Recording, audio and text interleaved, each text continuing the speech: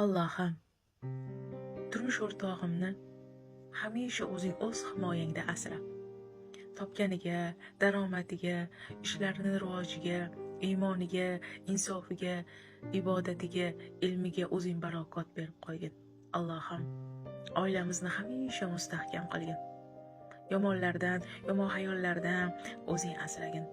Allohim, turmush o'rtog'imni menga bo'lgan sevgisiga, mehriga, muhabbatiga, sadoqatiga, oilamizga bo'lgan mas'uliyatiga o'zing barokot bergin. Allohim, hamisha sog' salomatlikda, birdamlikda, xayrli ishlaringda bardavom qilgin. Allohim, Robbisini, turmush o'rtog'ini rozi qilgan bandalar qatorida qilgin. Turmush o'rtog'imni, meni, muhabbatimni birgalikda qilgin. Qalblarimizga tutashtirgin Robbim.